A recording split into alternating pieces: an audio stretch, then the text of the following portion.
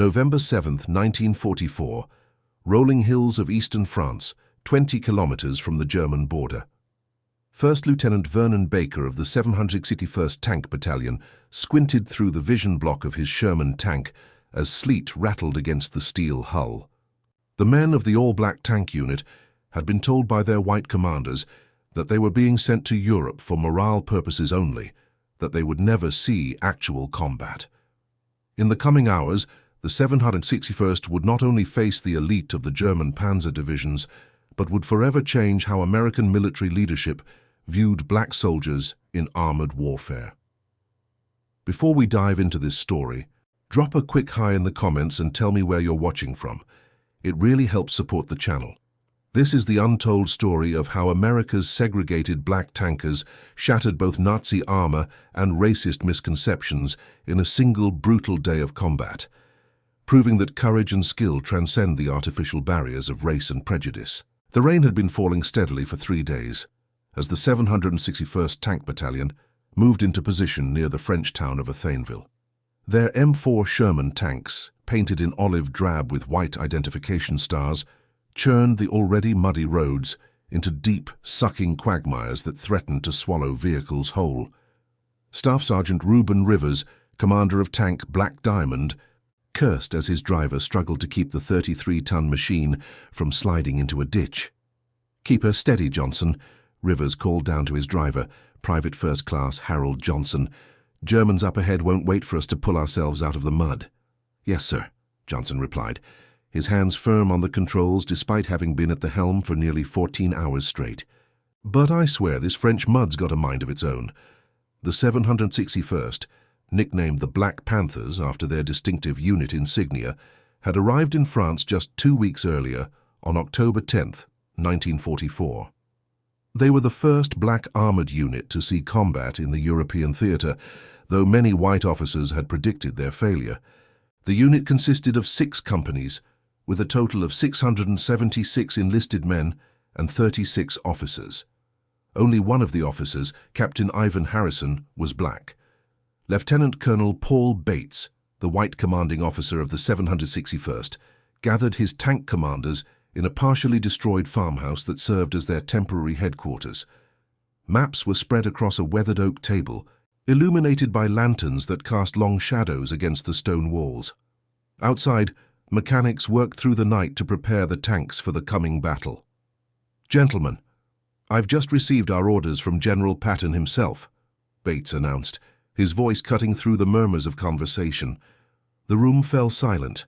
Just days before, General George S. Patton, Jr. had addressed the entire battalion in one of his characteristic speeches. Captain Charles Gates, the operations officer, remembered Patton's exact words and repeated them now for those who hadn't been present. "I don't care what color you are, so long as you go up there and kill those Kraut bastards." Bates nodded grimly. "Tomorrow at 600 hours, we're joining the 26th Infantry Division to break through the German line near Vic-sur-Seille.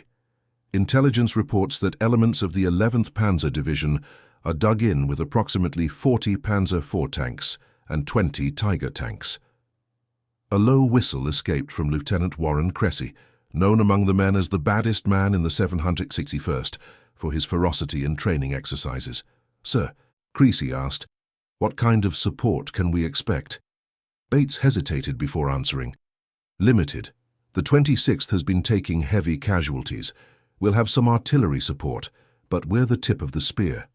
Once we punch a hole in their line, the infantry will follow." Staff Sergeant Samuel Turley, commander of Cool Breeze Gagquit, spoke up. "Colonel, with all due respect, that's a lot of German armor. Our Shermans are outgunned by both the Panzer IVs and especially those Tigers." Bates didn't disagree. The American M4 Sherman tanks carried 75mm guns that often couldn't penetrate the frontal armor of German Panzer IVs at combat ranges, and the Tigers, with their 80mm guns and thick armor, were even more formidable. The Shermans had earned the grim nickname Ronson Lighters among tankers, after the popular cigarette lighter brand, whose slogan boasted it, "Lights first time, every time," due to their tendency to burst into flames when hit. "We'll use speed and surprise," Bates replied. The Germans don't know we're here yet, and they certainly don't expect to face a tank battalion. We hit them hard before they can organize a proper defense. What Bates didn't mention was what many of the men had already heard through the grapevine. A German prisoner had laughed when told that black American soldiers were manning tanks, reportedly saying, "Monkeys don't drive tanks." The comment had spread through the unit like wildfire, stoking a simmering rage among men who had already endured years of discrimination and doubt from their own countrymen. In another farmhouse a kilometer away, Sergeant Johnny Stevens wrote a letter to his wife by the light of a stub candle. Stevens had been a mechanic in Detroit before the war, working on assembly lines that built the very same tanks he now commanded. "Dearest May," he wrote, his handwriting cramped but legible. "Tomorrow we go into our first real fight. The boys are ready. We've trained harder and longer than any white tank battalion, and now we finally get our chance to prove what we can do. Some of the replacements are scared, but that's natural. I tell them what my daddy told me. Ain't nobody brave because they want to be. They brave because they got to be. And tomorrow we got to be." Stevens folded the letter carefully and sealed it in an envelope. He knew there was a good chance it would never be sent. In another part of the building, Corporal James Whitby led several men in prayer. Whitby, a former seminary student from Alabama, spoke in a soft voice that nonetheless carried authority. "Lord, we ask not that you spare us from danger, for we have come too far to turn back now. We ask only for the strength to do our duty, to honor those who believed in us, and to make our people proud." At 0430 hours, the men of the 761st were awakened for breakfast. Powdered eggs, bacon, and coffee, so strong it seemed to burn all the way down. They ate in relative silence, each man lost in his own thoughts. For many, their minds turned to home, to Harlem and Chicago's South Side, to rural Georgia and Louisiana, to families who would never fully understand what they were about to face. Sergeant Rivers finished his meal and gathered his crew: Johnson, his driver, Corporal William McBurney, the gunner, Private First Class Robert Jackson, the loader, and Private Henry Williams, the assistant driver and bow gunner. They were a tight-knit group, having trained together for nearly 2 years at Camp Claiborne in Louisiana and later at Camp Hood in Texas. "Check your sidearms and make sure you've got extra rations," Rivers instructed. "Once we get moving, we might not stop for a while." Williams, the youngest at just 19 years old, nodded nervously. "Sarge, is it true what they're saying about the German tanks?" Rivers knew exactly what Williams meant. The Tigers were feared throughout the Allied forces for good reason. Their 88mm guns could penetrate a Sherman's armor from over 2 Ausdauer yards away, while the Sherman's 75mm gun struggled to damage a Tiger, except at close range or from the sides and rear. "Yes, they've got better tanks," Rivers admitted, "but we've got better men. Remember your training. We don't fight fair, we fight to win. Hit them from the flanks, keep moving, and use the terrain for cover." By 0545 hours, the men were at their tanks, performing last-minute checks. The maintenance crews had worked through the night, and every available tank was operational. An impressive feat given the difficult conditions and limited supplies. The Sherman tanks lined up in formation, their engines growling in the pre-dawn darkness. At precisely 0600 hours, a red flare arced into the sky, and the attack began. American artillery opened up first, sending shells screaming toward the German positions. Then the tanks of the 761st began to move forward, advancing in 3 companies across a front nearly 2 kilometers wide. They had traveled less than a kilometer when the first German shells began to fall. The distinctive crack boom of 80mm guns echoed across the battlefield as German artillery and tank crews zeroed in on the advancing American armor. "Target 11 o'clock, McBurney shouted inside Rivers' tank. "Panzer IV, range approximately 800 yards. "I see it," Rivers confirmed, peering through his commander's vision block. "Gunner, heat round, fire when ready." McBurney swiveled the turret slightly, adjusting his aim. "On the way," he called as he pressed the firing pedal. The Sherman shuddered as the 75mm gun roared, sending a high-explosive anti-tank round downrange. Through the periscope, Rivers watched as the shell struck the Panzer, hitting it just below the turret. The German tank didn't explode, but a plume of smoke began rising from the hatches. "Target damaged," Rivers reported over the radio. "Moving to next position." Nearby, Lieutenant Cressy's tank Bad News took a direct hit from a concealed anti-tank gun. The shell penetrated the front armor, but miraculously failed to detonate. With his tank immobilized, Cressy ordered his crew to evacuate while he provided covering fire with the tank's .50 caliber machine gun. Once his men were clear, Cressy abandoned the tank, grabbed a submachine gun from a fallen infantryman, and continued fighting on foot. The battle quickly deteriorated into a chaotic melee of tanks, infantry, and artillery. The carefully planned advance gave way to individual tank duels and desperate firefights. Through it all, the men of the 761st fought with a determination born of years of discrimination and doubt. They had something to prove, not just to the Germans, but to their own army, which had reluctantly sent them into combat only after manpower shortages made it necessary. By mid-morning, the situation had become critical. Alpha Company had lost 5 tanks, and the German defenders were beginning to coordinate their efforts more effectively. Lieutenant Colonel Bates, monitoring the battle from a forward observation post, made a critical decision. "All companies. This is Panther 6, he radioed, using his call sign. "Execute Maneuver Charlie. I repeat, execute Maneuver Charlie." Maneuver Charlie was a complex flanking operation that the 761st had practiced extensively during their training. It required precise coordination between the 3 tank companies to create the illusion of a frontal assault while actually concentrating forces on the enemy's right flank. In Rivers' tank, Johnson executed a sharp turn, taking them behind a small rise that provided temporary cover from German fire. Similar movements were happening across the battlefield as the black tankers implemented their training with machine-like precision. Oberstleutnant, Lieutenant Colonel Heinrich Müller, commander of the German tank group, watched through binoculars as the American tanks seemed to fall back in disarray. A smile crossed his weathered face. "They are breaking," he told his adjutant, Hauptmann, Captain Werner Schultz. "These American Negersoldaten have no stomach for real combat." Schultz nodded in agreement. Perhaps the intelligence was correct. Monkeys indeed. Their satisfaction was short-lived. Within minutes, 15 Sherman tanks from Charlie Company appeared on their right flank, having used a shallow ravine to approach undetected. The German tankers scrambled to reorient their turrets, but they were caught by surprise.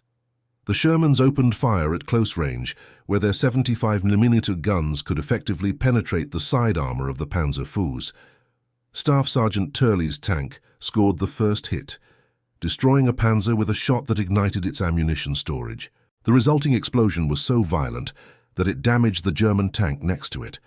In rapid succession, the other Sherman tanks fired, destroying or disabling 7 German tanks in less than 2 minutes. Müller barked orders into his radio, trying to reorganize his defenses, but it was too late. The sudden American attack had shattered his right flank, and now tanks from Alpha Company were pressing forward in the center, exploiting the gap that Charlie Company had created. As the battle raged, individual acts of heroism abounded. When Sergeant William McBurney's tank was hit and caught fire, he remained at his gun, continuing to engage enemy positions until his crew could evacuate. Private First Class Harold Johnson drove his tank across open ground under heavy fire to retrieve wounded infantrymen, and Lieutenant Cressy, after losing his own tank, commandeered an abandoned Sherman and led it back into battle. By early afternoon, the tide had turned decisively. The German defenders, expecting to face inexperienced or inferior troops, had instead encountered one of the best trained and most determined tank units in the U.S. Army. The 761st had suffered losses, 9 tanks destroyed and numerous casualties, but they had achieved their objective. The German line was broken, and infantry units from the 26th Division were pouring through the gap. Oberstleutnant Müller, his own tank now one of the few operational German vehicles in the sector, ordered a withdrawal. As his driver reversed the Panzer IV into a protective stand of trees, Müller's thoughts were troubled. How had this happened? How had his experienced Panzer crews been outfought by Americans, black Americans at that, whom German intelligence had dismissed as incapable of mastering armored warfare?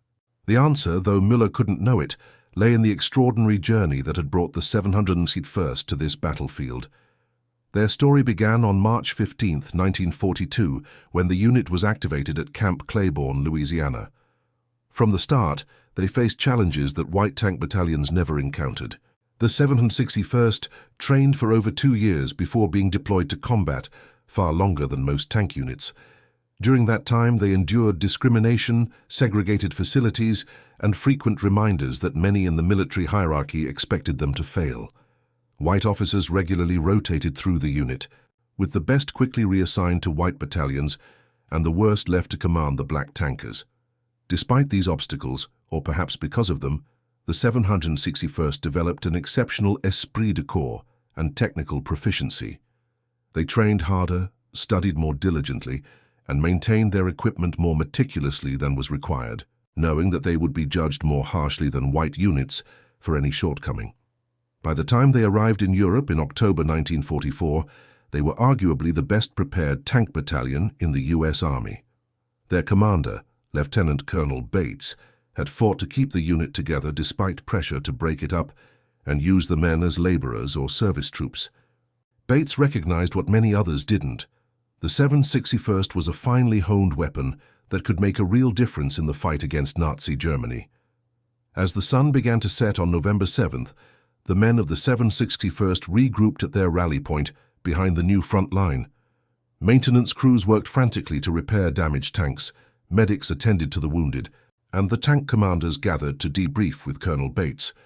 The toll had been heavy: 13 men killed, dozens wounded, and 11 tanks destroyed or disabled beyond immediate repair.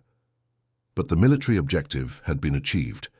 The German line was broken, and elements of 3 infantry divisions were now advancing through the gap that the 761st had created. In a captured German command post that now served as the battalion's headquarters, Bates studied the map with his officers. Reports were coming in from across the front. The Germans were in retreat, falling back to prepared positions several kilometers to the east. "Gentlemen," Bates said, his voice hoarse from shouting orders over the radio all day, "I want you to know that what you accomplished today was nothing short of extraordinary. You faced a superior enemy force with better equipment, and you beat them through skill, courage, and determination." Captain Gates nodded wearily. "The men performed brilliantly, sir, but we took some hard hits." "That we did," Bates acknowledged, "and we'll honor our fallen. But don't forget what we achieved here. This wasn't just a tactical victory, it was a statement." Staff Sergeant Rivers, his uniform still streaked with oil and dirt from the day's fighting, spoke up. "Sir, we captured 3 German officers. One of them speaks English. He kept asking if we were really American soldiers. Couldn't believe that Negroes were operating tanks." A grim smile crossed Bates's face. "What did you tell him, Sergeant?" "I told him we weren't just operating them, sir. We were destroying his." A ripple of tired laughter went through the group. In a field aid station nearby, Corporal William Peterson, a gunner from Baker Company whose tank had been hit early in the battle, lay on a stretcher awaiting evacuation. Despite a severe wound to his leg, Peterson was animated, describing the battle to an attentive Army journalist. "We came over that ridge, and there they were, Panzer fours, maybe 7 or 8 of them, dug into defensive positions. Our lieutenant didn't hesitate. He gave the order to fire, and we let them have it. First round hit a Panzer right in the turret ring, blew the whole top off." The journalist scribbled notes rapidly. "Were you scared facing those German tanks?" Peterson looked at him as if the question was absurd. "Course I was scared. Any man tells you he wasn't scared facing those 88s is either crazy or lying. But we had a job to do, and something to prove." "What do you mean, something to prove?" the journalist asked. Peterson's expression hardened. "Back in training we had this white officer, not from our unit, just some colonel visiting from Washington. He told our commander that putting Negroes in tanks was a waste of good equipment, said we'd break the tanks or run at the first sign of trouble." The journalist stopped writing and looked up. "And today, we broke the German line while that colonel's probably still pushing papers in Washington," Peterson said with fierce pride. "We showed them. We showed everybody." As night fell over the battlefield, the men of the 761st who weren't on guard duty tried to get some rest. In the tank park, mechanics worked by flashlight, repairing what could be fixed and salvaging parts from tanks that were beyond recovery. the low murmur of voices mixed with the occasional clang of tools and the distant rumble of artillery. Private Henry Williams sat on the back deck of his tank, writing a letter home. Despite the exhaustion that made his hands tremble slightly, he was determined to document what had happened while the details were still fresh in his mind. "Dear Mama," he wrote, "today I became a man. Today I fought for my country, even though my country ain't always fought for me. The Germans thought we couldn't do it. Some of our own people thought we couldn't do it, but we showed them all." In another part of the camp, Lieutenant Vernon Baker sat with his platoon, planning for the next day's operations. The men were gathered around a small fire, careful to keep it shielded so as not to provide a target for German artillery. "Tomorrow will be harder," Baker told them frankly. "The Germans know we're here now. They'll be ready for us and they'll bring everything they have." Sergeant Johnny Stevens nodded in agreement. "They won't underestimate us again." "No, they won't," Baker confirmed. "But that's good. That means they'll fight us like they'd fight any other American tank battalion, and that's all we ever wanted. To be treated the same, to fight the same fight, to be judged by what we do, not by what we look like." The men murmured their agreement. For them, this was about more than just the war against Nazi Germany. It was about the struggle for dignity and respect, a struggle that had followed them from segregated America to the battlefields of Europe. Hundreds of kilometers away, in his headquarters at Third Army, General George S. Patton, Jr. received the day's battle reports. Among them was a brief note about the performance of the 761st Tank Battalion. Patton read it twice, then scribbled a comment in the margin. "Damn good fighting. Keep them in the line." Coming from Patton, a man not known for easy praise and who had initially been skeptical about black combat troops, it was high recognition indeed. As midnight approached, most of the 761st had found what sleep they could, knowing that dawn would bring new challenges. But even as they rested, the impact of what they had accomplished was beginning to spread, through the frontline units who had witnessed their courage, through the command structure that had doubted their abilities, and soon, through history itself. The men of the 761st Tank Battalion had faced not just the formidable German Panzer divisions, but the equally formidable barrier of prejudice. In a single day of combat, they had struck significant blows against both. The German POWs, now under guard in a makeshift enclosure, whispered among themselves. The shock of being defeated by black tankers, men their propaganda had portrayed as barely human, was evident on their faces. One of the captured officers, a tank commander from the 11th Panzer Division, asked his American guard a question that revealed how profoundly his worldview had been shaken. "Where did these Negro soldiers learn to fight like that?" he asked in halting English. The guard, a white sergeant from the 26th Infantry Division, who had witnessed the 761st in action, replied simply, "They're Americans. Fighting is what we do." November 8th, 1944. Dawn broke over eastern France with a pale, watery light that did little to warm the men of the 761st Tank Battalion. Frost covered the ground and rimed the metal surfaces of their Sherman tanks. Inside his command tank, Lieutenant Colonel Paul Bates studied updated intelligence reports that had arrived during the night. The news was concerning. Elements of the 2nd SS Panzer Division, Das Reich, were being rushed to reinforce the broken German line. The 2nd SS was an elite Nazi formation, veterans of the Eastern Front and the Normandy campaign, equipped with the newest Panther tanks, whose 75mm high-velocity guns could penetrate a Sherman's armor at ranges exceeding 1,500 yards. "They're bringing in their best to stop us," Bates told Captain Gates, as they huddled over maps illuminated by a single flashlight. "Berlin doesn't like the idea of black American tankers punching through their defenses." Gates nodded grimly. "The men need maintenance time, sir. We pushed the tanks hard yesterday." "They'll get 4 hours," Bates replied. "We move at 1100 hours. Third Army wants us to exploit the breakthrough before the Germans can consolidate." In the tank park, exhausted mechanics worked feverishly to repair damaged vehicles. Private First Class Roy King, chief mechanic for Charlie Company, hadn't slept in 36 hours. His hands were raw from working with tools in the freezing cold, but he pressed on, knowing that every operational tank could mean the difference between victory and defeat. "How's it looking, King?" asked Staff Sergeant Rivers, approaching with 2 steaming cups of coffee. King gratefully accepted the coffee, letting its warmth seep into his frozen fingers. "We'll have 17 operational by 1100 hours, Sergeant. Maybe 18 if we can find a new transmission for Able 4. Rivers nodded. "Good work. The infantry's counting on us." 100 meters away, the tank crews were preparing for the coming battle. Inside a partially collapsed barn that provided some shelter from the elements, gunners checked their sighting mechanisms, and loaders stacked ammunition in precise practiced order. The radio crackled with reports from reconnaissance units. German armor was indeed moving into position approximately 7 kilometers to the east.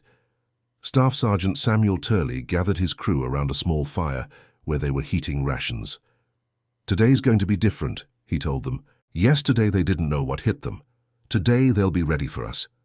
Corporal Marcus Williams, Turley's gunner, looked up from cleaning his sidearm.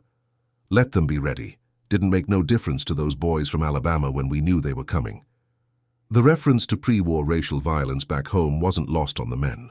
Many had experienced firsthand the terror of Klan raids or lynch mobs. Some saw bitter irony in the fact that they were fighting for a country that still treated them as second-class citizens. Others, like Turley, saw their service as part of a longer struggle for equality. "This ain't about them," Turley said quietly. "This is about us, about proving what we can do when given the chance." Lieutenant Vernon Baker approached, overhearing the conversation. "It's about more than that now, Sergeant. The whole 26th Division is talking about what you men did yesterday. Word's spreading up to Army HQ. We're not just fighting for ourselves anymore." Baker, who would later be awarded the Medal of Honor for his actions in Italy in 1945, though not until 1997 due to racial discrimination, understood better than most the significance of what the 761st was accomplishing.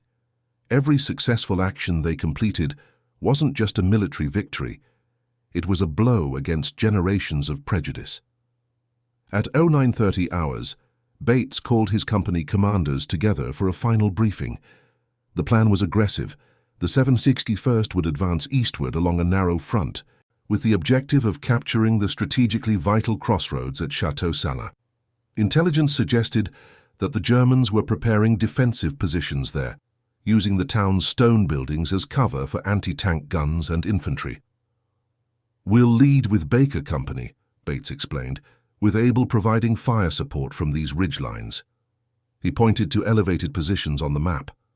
"Charlie will be in reserve, ready to exploit any breakthrough or reinforce if we hit heavy resistance." Lieutenant Cressy, now commanding a replacement tank after losing his own the previous day, studied the terrain carefully. "What about artillery support, sir?" "Limited," Bates admitted. "Most of the divisional artillery is supporting the main advance to the north. We'll have 1 battery of 105s on call, but that's it." The officers exchanged glances.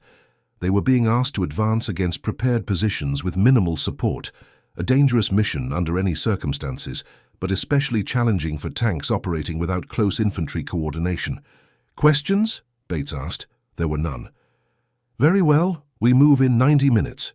At precisely 1100 hours, the tanks of the 761st began their advance. The 17 operational Shermans moved in a staggered formation, maintaining intervals of 50 yards between vehicles to minimize the effect of German artillery.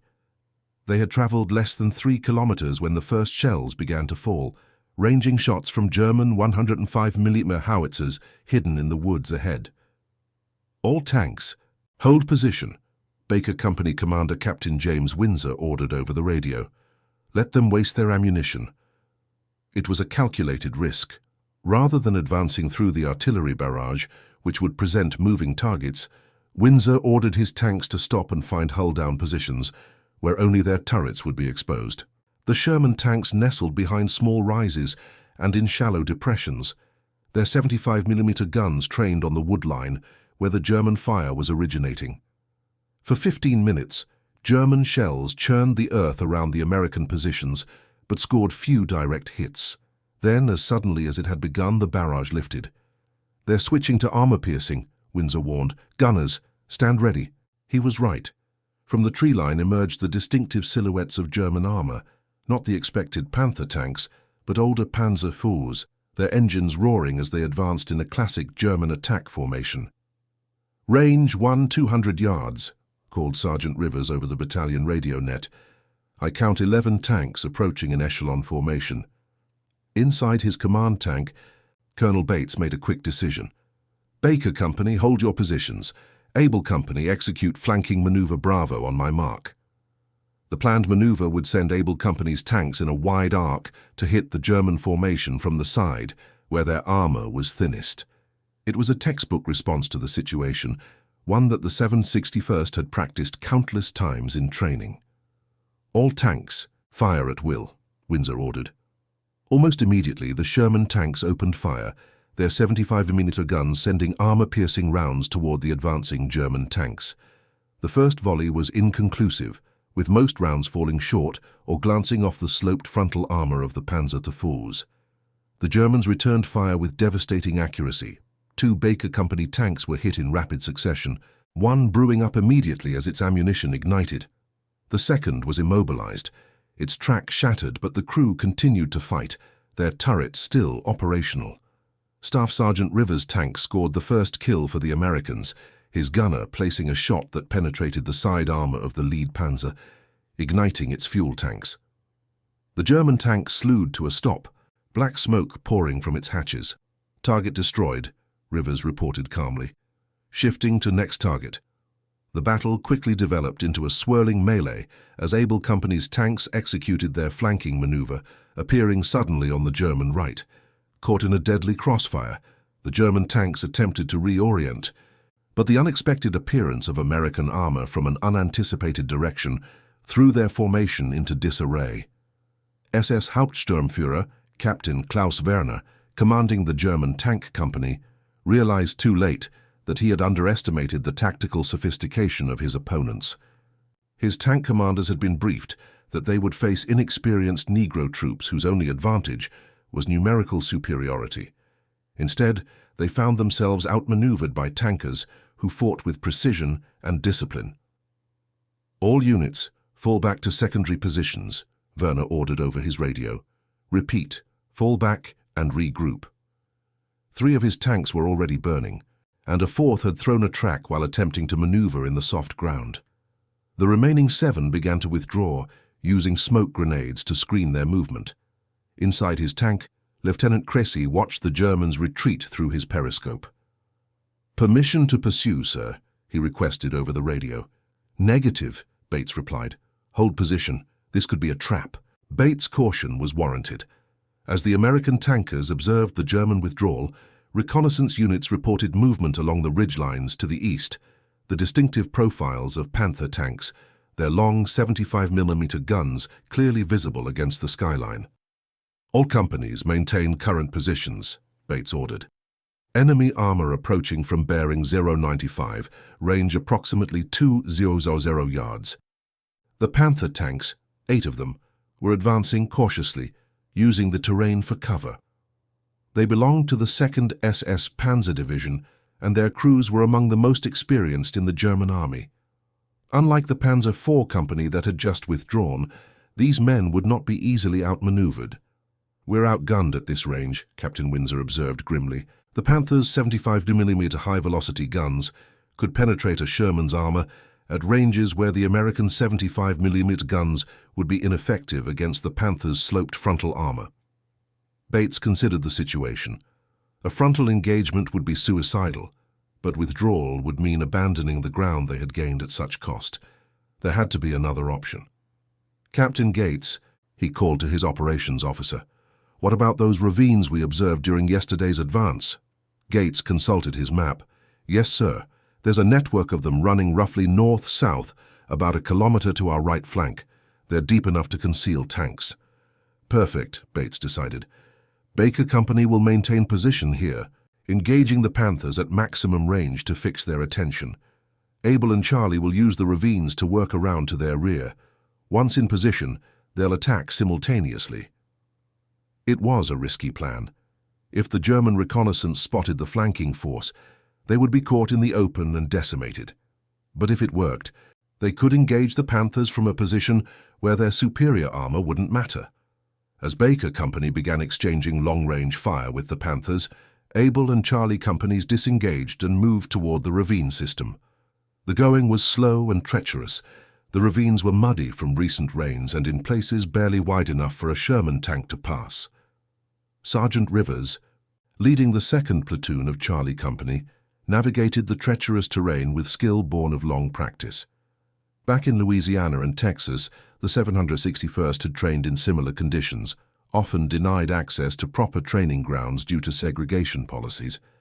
They had made do with whatever terrain was available, developing expertise in using natural features to tactical advantage.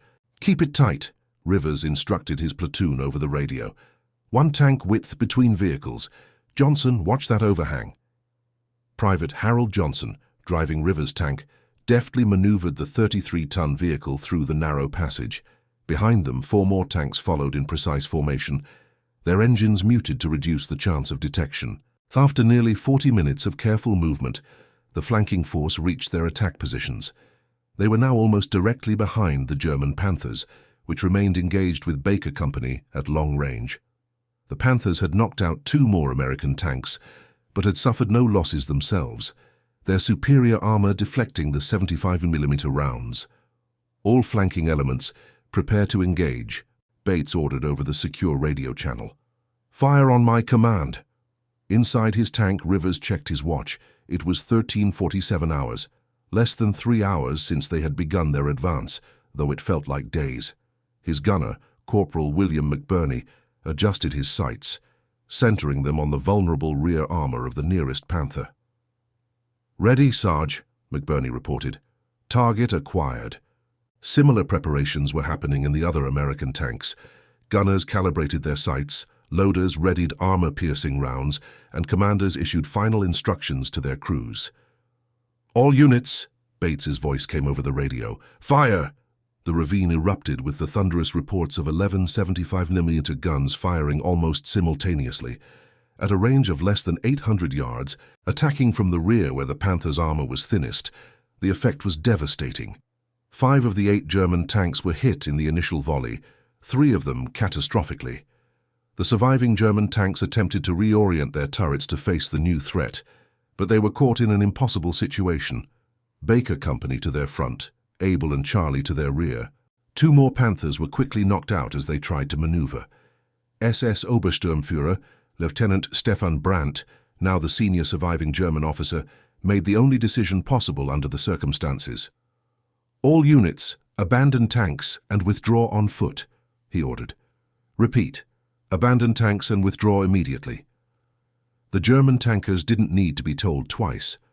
They scrambled from their vehicles, seeking cover in the woods and fields as American machine gun fire pursued them. By 1400 hours, the battle was over. The 761st had destroyed or captured all 8 Panther tanks and 5 of the Panzer V's, suffering the loss of 7 of their own vehicles. More importantly, they had decisively broken the German counterattack, opening the way for the 26th Infantry Division to continue its advance toward the German border. In the aftermath of the battle, the men of the 761st secured their objectives and began the grim task of recovering their dead and wounded. Despite the success of the operation, the cost had been high: 17 men killed, 35 wounded, and 7 tanks destroyed. Lieutenant Colonel Bates walked among his men, checking on the wounded and thanking each tank crew personally for their efforts. He paused by Sergeant Rivers' tank, where the crew was resupplying with ammunition and fuel. "Outstanding work today, Sergeant," Bates said sincerely. "That flanking maneuver was executed perfectly." Rivers nodded acknowledgement. "Thank you, sir." The men performed exactly as they were trained. "Better than trained," Bates corrected. "You adapted to the situation and overcame a superior enemy force. That's not training. That's excellence." As the sun began to set, casting long shadows across the battlefield, medical evacuation teams arrived to transport the wounded to field hospitals. Among them was Private Henry Williams, the young bow gunner from Rivers' tank, who had been injured when a German shell struck their vehicle, not disabling it, but sending fragments through the assistant driver's viewport. "You'll be all right, Williams," Rivers assured him, as medics prepared to load him onto an ambulance. You did your job today. Williams, his face pale from blood loss but his eyes clear, looked up at his sergeant. Did we show them, Sarge? Did we show them what we can do? Rivers gripped the young man's hand firmly. We did more than show them, son. We made them believe. 3 kilometers away, at a temporary prisoner collection point, German POWs sat in sullen silence under the guard of infantry from the 26th Division. Among them was SS Obersturmführer Brandt, his once immaculate uniform now torn and muddy from his escape through the French countryside. Hauptmann Werner, the commander of the Panzer IV company that had engaged the Americans earlier, approached Brandt cautiously. Although both were SS officers, there was long-standing rivalry between Panzer units, and Werner was conscious that his company's withdrawal might be seen as a failure. "Did they tell you who you were fighting?" Werner asked quietly, glancing at their American guards to ensure they weren't overheard. Brandt shook his head. "They said American armor supporting the 26th Infantry. What of it?" "Neger," Werner replied, using the German slur for black people. "The entire tank battalion, Negro troops." Disbelief crossed Brandt's face. "Impossible." They executed a perfect flanking maneuver. The coordination, the timing, it was flawless. Werner's laugh held no humor. "That's what I thought this morning. Monkeys don't drive tanks, I told my men. Now 7 of them are dead because I underestimated our enemy." The revelation spread among the German prisoners, causing a mixture of reactions, from stunned disbelief to grudging respect. These men, products of the Nazi system with its deeply ingrained racial ideology, were forced to confront a reality that contradicted everything they had been taught about racial superiority. As night fell, the men of the 761st established defensive positions around the captured crossroads at Chateau Salin. Artillery fire continued sporadically through the night as the Germans attempted to harass the American positions, but there were no further ground attacks. In the command post established in the basement of a damaged church, Colonel Bates received new orders from divisional headquarters. The 761st was to be temporarily detached from the 26th Infantry Division and assigned to support the 4th Armoured Division's drive towards Saarbrücken, a critical German industrial centre just across the border. "They're specifically requesting us," Bates told his officers, a note of pride evident in his voice. "General Wood asked for the 761st by name." Captain Gates raised an eyebrow. "Wood, the same general who said Negro troops weren't suited for armoured warfare." "The very same," Bates confirmed with a thin smile. "Apparently, he's had a change of heart after hearing about our performance these past 2 days." The officers exchanged glances. This was significant. Not just the reassignment, but the fact that a general had specifically requested a black unit. It represented a shift in perception that went beyond military necessity to genuine recognition of their abilities. As the meeting concluded, Staff Sergeant Rivers remained behind. "Sir, I heard we captured some of those SS tankers today." Bates nodded. "About 20 of them, yes. They're being processed for transport to POW camps in the rear." "Request permission to speak with them, sir." Bates studied Rivers thoughtfully. He understood the sergeant's motivation. After years of being told he and his men were inferior, there would be a certain satisfaction in confronting the epitome of Nazi racial ideology. But he also knew the risk of allowing a black soldier to interact with SS prisoners. "Permission denied, Sergeant," Bates said finally. "Not because I don't think you have the right, but because I need you focused on tomorrow's mission. We've made our point with our actions. Words aren't necessary." Rivers accepted the decision with a nod. "Understood, sir. But sooner or later, they'll have to acknowledge what happened here." "They already have," Bates assured him. "Word is spreading through the entire Third Army. What the 761st accomplished these past 2 days has changed perceptions that no amount of talking could have altered." In the tank park, the night maintenance shift worked by flashlight, repairing what damage they could and preparing the vehicles for the next day's operations. Despite their exhaustion, there was a palpable sense of pride and purpose among the men. They had faced the best the Wehrmacht had to offer and prevailed. Private First Class Roy King, the chief mechanic, supervised as crews replaced damaged track sections and repaired minor shell damage. "Careful with that track tension," he instructed a team working on a tank nicknamed Deuce. Too loose and you'll throw it in the first mud hole. Too tight, and you'll snap it on the first hard turn. The men worked with practiced efficiency, their movements economical and precise. Many had been mechanics or factory workers in civilian life, bringing skills honed in America's segregated industries to the battlefield. What they lacked in formal military training, they more than made up for in practical experience. Near midnight, King was approached by Captain John P. Jones, the battalion maintenance officer. Jones carried a clipboard with the latest status report. "How are we looking for tomorrow, King?" he asked, his breath visible in the cold night air. King wiped his hands on an already oily rag. "We'll have 15 operational by 0600 hours, sir. Maybe 16 if we can salvage the engine from Baker 3. Jones nodded approvingly. "Outstanding. Division sent word they're expediting replacement vehicles. We should have 5 new Shermans within 48 hours. This was welcome news. The 761st had begun the campaign with 54 medium tanks and 8 light tanks. After just 2 days of combat, they were down to fewer than 30 operational vehicles. Replacements would be essential if they were to maintain their combat effectiveness. As Jones turned to leave, King called after him, "Sir, is it true what they're saying, that we're being reassigned to the 4th Armored?" "It's true," Jones confirmed. "General Wood specifically requested us." King let out a low whistle. "The 4th Armored is Patton's favorite division, and now we're Patton's favorite tank battalion," Jones replied with a rare smile. "Get some rest, King. Tomorrow's going to be another long day." In a makeshift field hospital 10 kilometers behind the lines, medics worked through the night treating the wounded from the day's fighting. Among them was Private Henry Williams, his shoulder bandaged where shrapnel had torn through muscle and bone. Despite the pain medication, Williams remained alert, watching as doctors and nurses moved among the rows of cots attending to the injured.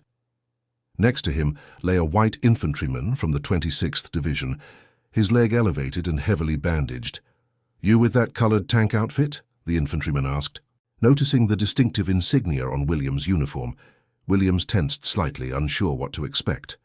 761st Tank Battalion, he answered cautiously. The infantryman extended his hand. "Joe Dempsey, 104th Infantry.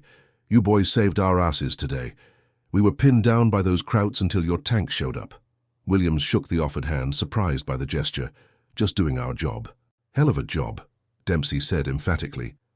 "My platoon was watching when you hit those Panthers from behind. Prettiest sight I've seen since landing in France." The conversation was interrupted by the arrival of a nurse with medication for Dempsey. As she administered the injection, she glanced at Williams. "Are you comfortable, Private?" she asked, her tone professional but kind.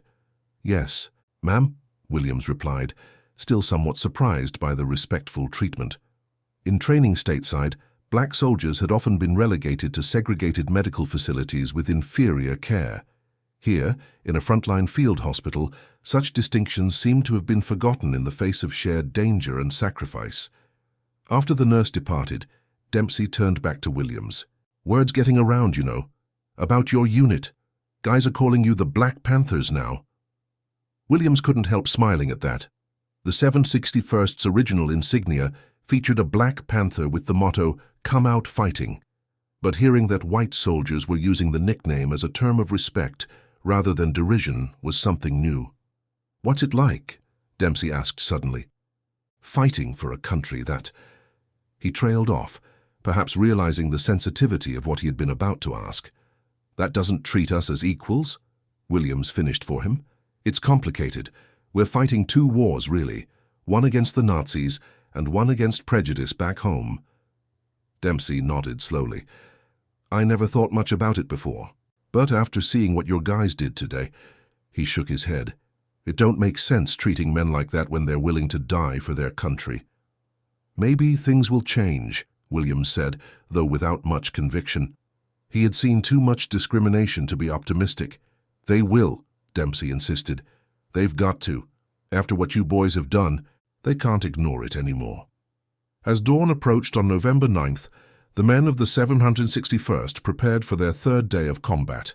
Fresh orders had arrived during the night. They were to advance toward the town of Dieuze, clearing German resistance along the way to secure the flank of the 4th Armored Division's main thrust. Staff Sergeant Rivers gathered his tank crew for a brief, before mounting up. "We'll be moving fast today," he told them. "The 4th Armored doesn't believe in waiting for the enemy to dig in." Corporal McBurney, Rivers' gunner, checked the action on his sidearm before tucking it into his holster. "What about those Panthers, Sarge? Think we'll see more of them?" "Count on it," Rivers replied grimly. "But now we know how to deal with them. Keep moving. Hit them from the flanks or rear, and don't give them time to bring that frontal armor to bear." Private Johnson, the driver, looked up from checking his instruments. "Heard some of the replacements talking, Sarge. They say the Germans are calling us Schwarzer Teufel now, Black Devils." Rivers allowed himself a small smile. "Good.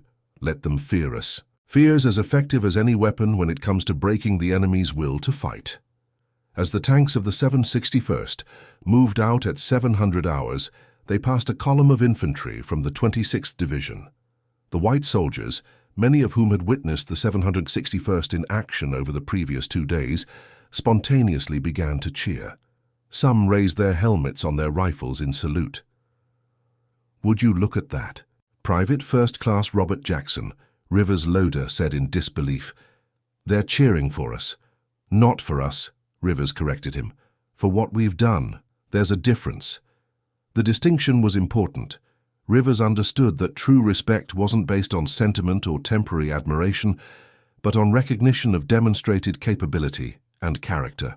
The men of the 761st hadn't asked for special treatment, only for the opportunity to prove themselves on the same terms as any other American soldiers. As the column of tanks passed through a small French village, civilians emerged from their homes to watch. Many waved American flags or offered flowers to the soldiers. An elderly Frenchman, his beret clutched respectfully in his hands, stepped forward to address Lieutenant Colonel Bates, who was riding in the lead vehicle. "Merci, Colonel," the old man said, tears in his eyes. 4 years we have lived under the Nazi boot. Now you bring us liberation." Bates gestured to the tanks behind him. "Thank these men. They're the ones doing the fighting." The old man looked at the black tankers with momentary surprise, then nodded and raised his hand in salute. "Vive l'Amérique! Vive la liberté!" It was a poignant moment. These men who had experienced discrimination and segregation in their own country were now being hailed as liberators by people who saw them simply as American soldiers, without regard to the color of their skin. By mid-morning, the 761st had advanced 8 kilometers, encountering only scattered resistance from German infantry and anti-tank guns. But as they approached Dieuze, the situation changed dramatically. German artillery began to fall with increasing accuracy, and reconnaissance reported a substantial enemy force dug in around the town. "All companies hold position," Bates ordered. "I want reconnaissance forward to assess enemy strength and disposition." Lieutenant Cressy volunteered to lead the reconnaissance element, taking 2 tanks forward to probe the German defenses. They had advanced less than a kilometer when they came under heavy fire from concealed anti-tank guns. Cressy's driver expertly maneuvered their tank behind a stone farmhouse, providing temporary shelter from the German fire. The second tank wasn't as fortunate. A 75mm shell penetrated its side armor, igniting the ammunition inside. The tank erupted in a geyser of flame and smoke. "Baker 6, this is Baker 3, Cressy radioed back to his company commander. "Heavy anti-tank fire from vicinity of church steeple and stone barn at grid reference 157942. 1 tank lost. No survivors observed." The response was immediate. "Roger, Baker 3. Pull back to rally point. Artillery fire mission is inbound." American artillery began to fall on the identified German positions, but the Germans had prepared well.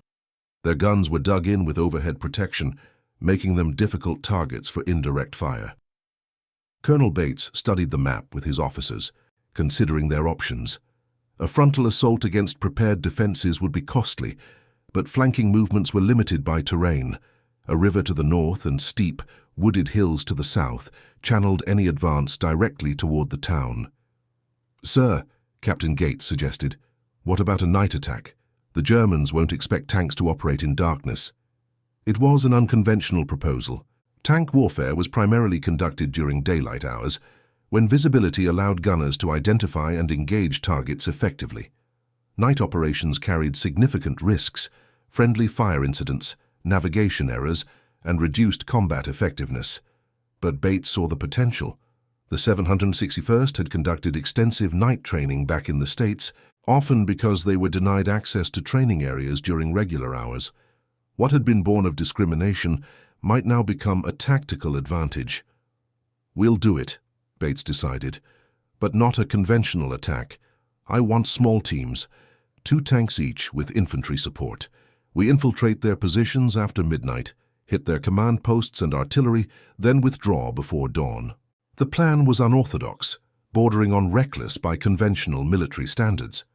But the men of the 761st had long since learned that conventional thinking rarely applied to their situation. Throughout their formation and training, they had been forced to adapt, to find creative solutions to problems that white units never faced.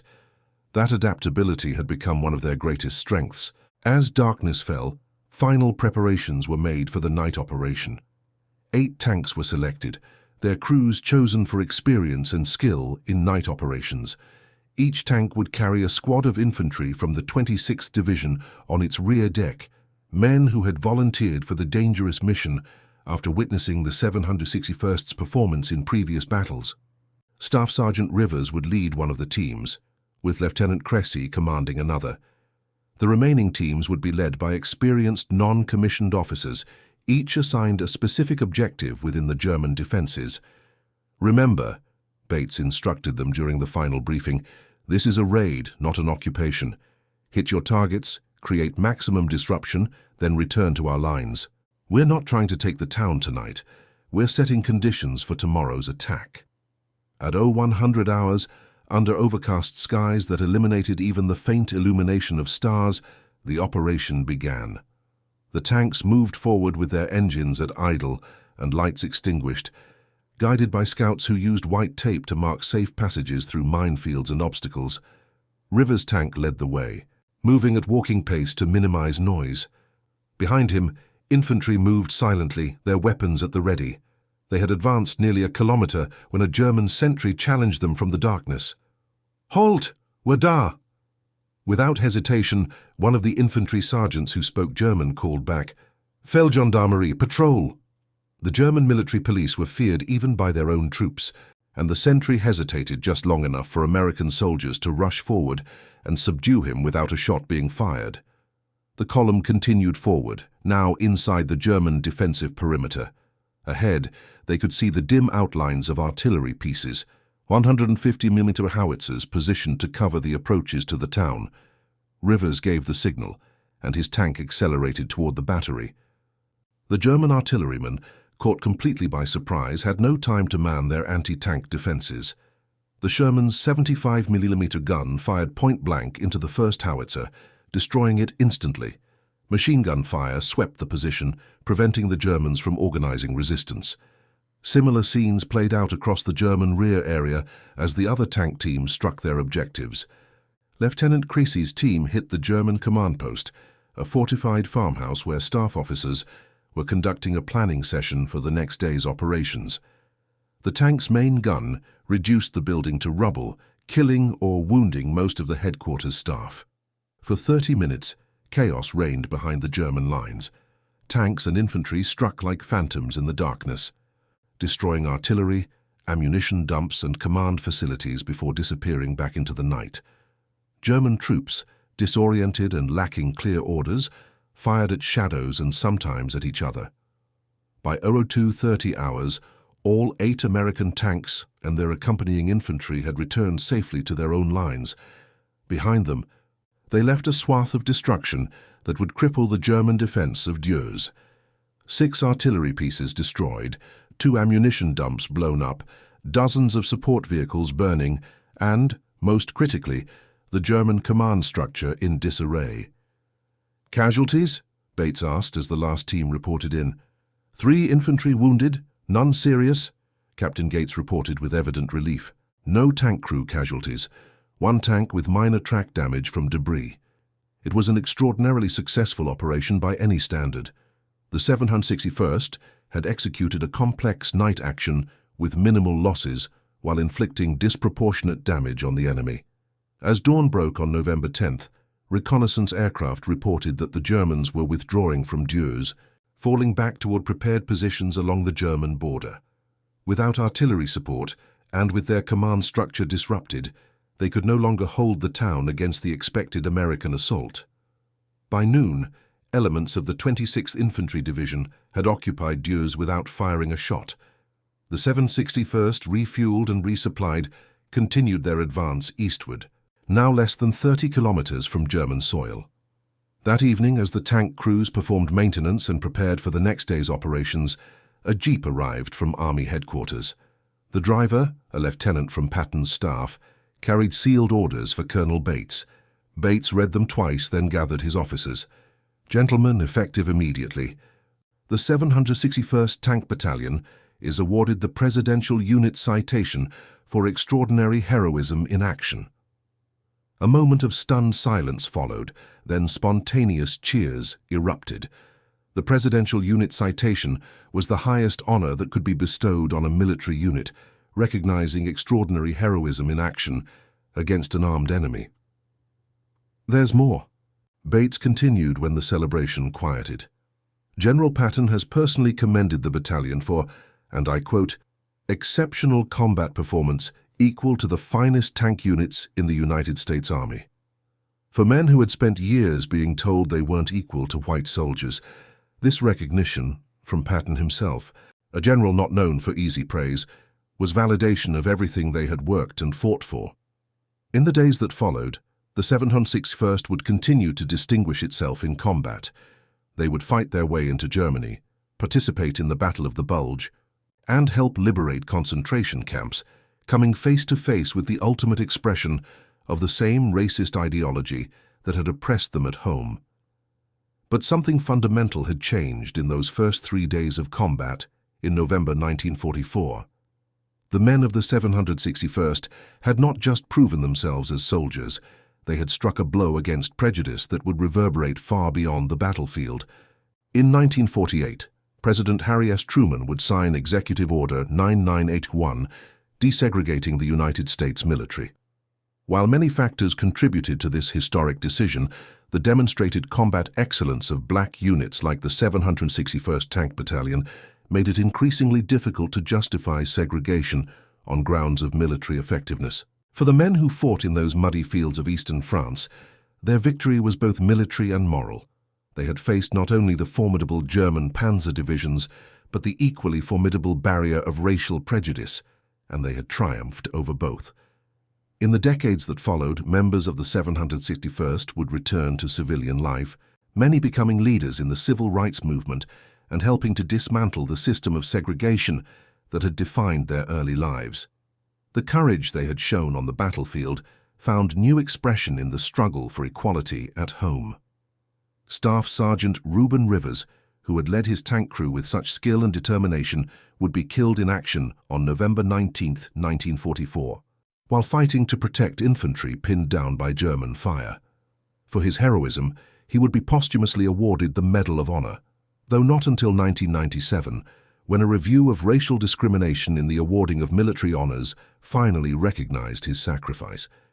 Lieutenant Vernon Baker would survive the war, continuing a distinguished military career before becoming an advocate for recognition of black soldiers' contributions to World War II. In 1997, he would be one of only 7 black Americans to receive the Medal of Honor for their service in that conflict, more than 50 years after the fact.